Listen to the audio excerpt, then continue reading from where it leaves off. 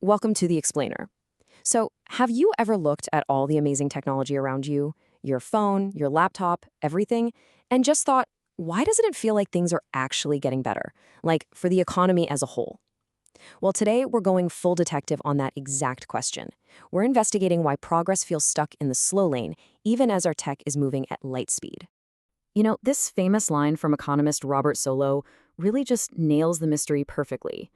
We are surrounded by incredible innovation, AI, the internet, you name it. But that massive economic boom we were all expecting to see, it's just nowhere to be found in the official numbers.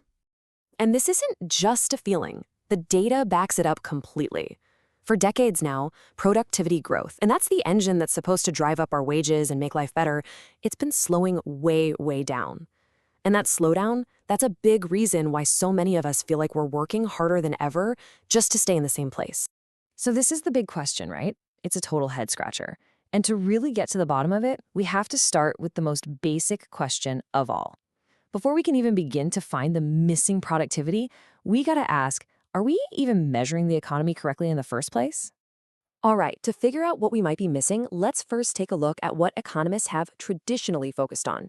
The usual suspects when it comes to economic growth. So economists have this term total factor productivity, or TFP. It's basically the secret sauce, the part of growth that we can't explain just by adding more machines or more workers. It's supposed to measure innovation, but honestly, for a long time, it's been a total black box. Some have even called it a measure of our ignorance. For the longest time, the standard story was pretty simple. Economic growth comes from two things you can see and count: tangible capital, physical stuff like factories and computers, and labor, which is just the total number of hours people work. And for most of the 20th century, that story worked pretty well. But is that really the whole picture today? And that's the problem. Our old map of the economy seems to have this huge blank spot. Trying to explain today's growth by only looking at physical assets and labor, it's like trying to navigate a new city with a map from 1950. The entire landscape has changed under our feet.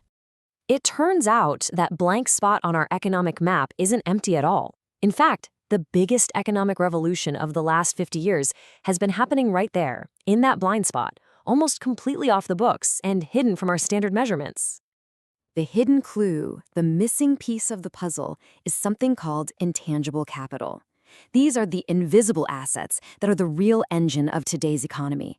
I mean, think about it. What makes a company like Google or Apple so valuable? It's not just their office buildings, it's their software, their brand, their patents, and all their internal know-how. And this isn't just some vague, abstract idea. Intangible capital is made up of real, concrete business investments. We're talking about things like software and R&D, of course, but also super important stuff like building a brand, specialized employee training, and creating unique business processes. And this chart right here just lays it all out. It reveals this massive hidden trend. Now look, while investment in old school scientific R&D has been pretty steady, just notice the explosion in all these other invisible investments. Software, databases, product design. This is the revolution that's been flying completely under the radar. So what happens when we take this massive hidden clue and put it back into the economic picture? Well, it's kind of like putting on a new pair of glasses. The entire story changes, and suddenly that productivity puzzle starts to make a whole lot more sense. First, let's look at the official story on business investment.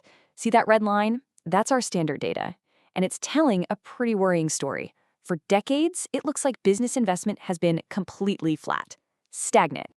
But that feels really weird in a world driven by tech, doesn't it? It's like that old joke about the guy looking for his keys only under the streetlight because that's where the light is. For years, we've only been counting the investments that are easy to see. But, and this is the big moment, when we add those intangible investments back into the mix, that's the black line, the real picture just snaps into focus. Business investment hasn't been flat at all. It's actually been on a strong, steady climb. The economy hasn't been stagnating. It's been transforming. Now, this mismeasurement also completely distorts who's actually benefiting from all this growth. This red line shows the official data for labor's share of income. Basically how much of the economic pie goes to workers versus the owners of capital. And it looks pretty steady, right? But once again, when you look at the corrected data, the story flips on its head. That black line shows that once you properly account for all the value being created by this new intangible capital, the share of income going to actual workers has been steadily falling for decades, a much starker reality. So, what is the engine driving this massive economy reshaping shift toward intangible capital? Well, the answer is probably on the screen you're watching this on right now. It's digitalization. Digital technology just makes it way easier, cheaper, and frankly more essential than ever for companies to invest in these invisible assets. We're talking software, huge databases, online branding, and completely new digital-first business models. These are the literal building blocks of the modern economy. But, and this is a big but, this whole transformation is a real double-edged sword. For all the incredible innovation it creates, it also tends to concentrate wealth and opportunity in just a few key companies and a few superstar cities, widening the gap between the technological haves and have-nots. Okay, so we've gathered all the clues, we've uncovered the hidden evidence. I think it's time we put all the pieces together and officially crack the case of the missing productivity. So, let's recap. We started with a puzzle, the Salo paradox. The traditional clues, all that tangible physical stuff, they led us to a dead end. The hidden clue was this massive, uncounted investment in intangible capital. And the final revelation? The real economy has completely transformed, even if our statistics haven't caught up. So here's the bottom line. The main culprit here isn't a lack of innovation at all. It's that we've been trying to navigate the 21st century economy with a 20th century dashboard. That computer revolution is in the productivity data. We just had to learn how to see it properly. So we've solved one mystery, but in doing so, we've uncovered an even bigger one. Now that we can actually see this new, intangible economy for what it is, the real question is, how do we adapt?